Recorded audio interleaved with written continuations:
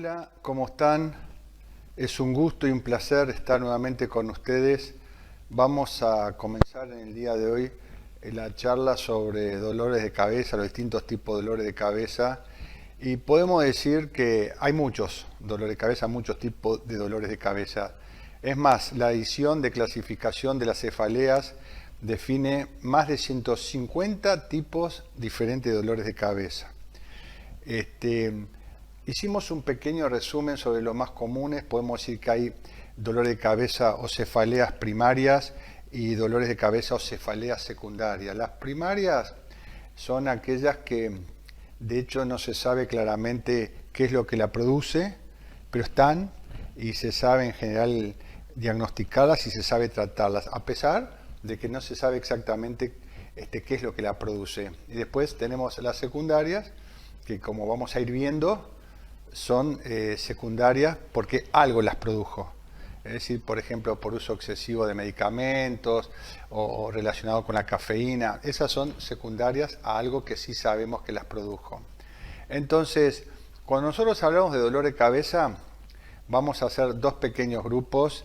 Decíamos al principio que por la clasificación se habla de más de 150 tipos. Obviamente no vamos a poder hablar de tantos, pero sí vamos a hacer una pequeña clasificación de 8 o 10, digamos, los más comunes o los principales, desde el punto de vista de la cantidad.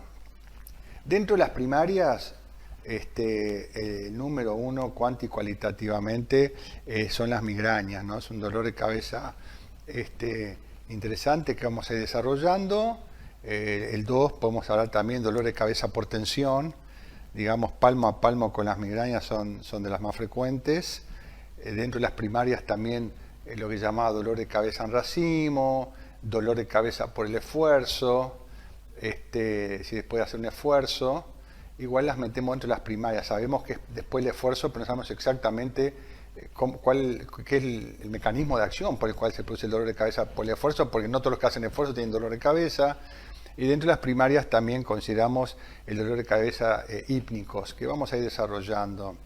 Dentro de las secundarias tenemos el dolor de cabeza por uso excesivo de medicamentos, el dolor de cabeza sinusal relacionado con la sinusitis, el dolor de cabeza relacionado con la cafeína, el dolor de cabeza lógicamente por traumatismo craneal, el dolor de cabeza que tiene que ver con las menstruaciones y todo lo que eso conlleva, el dolor de cabeza también por resaca, en fin. Estos son un poquito lo más frecuentes y sobre esto hablaremos un poco también. Hoy quiero hacer algunas consideraciones sobre la migraña. Vamos a empezar hablando sobre la migraña. La migraña, como decías, es un dolor de cabeza frecuente. Es más frecuente en mujeres que en hombres, pero los hombres también lo sufren. Y puede ir desde dolores muy intensos a no tan intensos, dolores que por momentos pueden ser insoportables, y las migrañas se caracterizan fundamentalmente por dolor en la mitad de la cabeza, o la derecha o la izquierda, pero también fundamentalmente las que son crónicas y se producen por mucho tiempo, a veces también ocupan los dos lados de la cabeza. Por definición es la mitad de la cabeza, pero insisto, se pone de los dos lados también. Y decíamos entonces, pues a veces muy fuertes, muy intensas, a veces no tanto, y pueden variar la frecuencia de la migraña. Pueden variar desde varias veces por semana a una vez por año y en el medio todas las opciones que ustedes se puedan imaginar.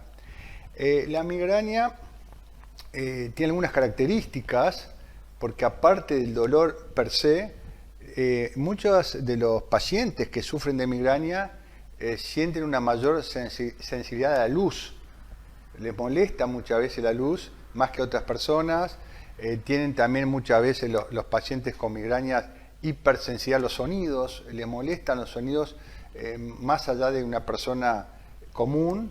Y también les molestan muchas veces los olores. Vienen a algún lugar y les molesta per se el dolor.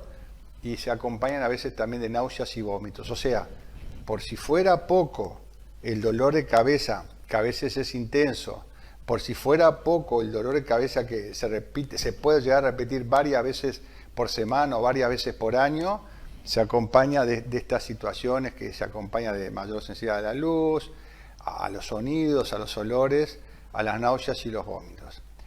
Además, insisto, por si fuera poco, además, un tercio de estos pacientes, los pacientes migrañosos, se acompaña lo que se llama un aura, es decir, algo que les avisa con antelación varios minutos o varias horas antes del episodio del dolor de cabeza, les puede avisar disturbios visuales y disturbios sensoriales, es decir, muchas veces el paciente migrañoso empieza con molestias en la visión, ve con dificultad, una visión se le altera la visión y el paciente migrañoso se acostumbra a estas alteraciones visuales y dice, bueno, me está por venir la migraña, incluso a veces también dificultad para hablar.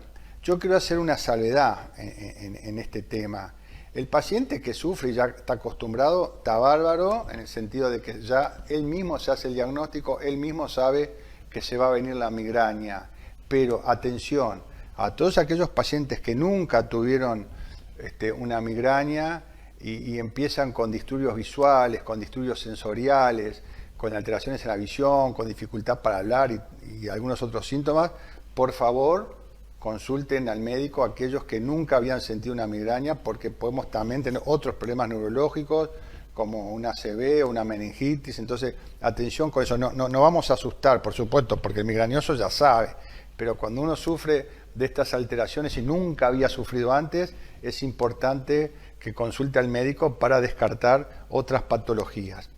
Entonces, la próxima vamos a seguir hablando sobre los dolores de cabeza, no solamente sobre la migraña, sino también sobre otros tipos de dolor de cabeza, y vamos a hablar concretamente de la migraña, qué es lo que puede desencadenar la migraña. Lo veremos la próxima. Muchas gracias.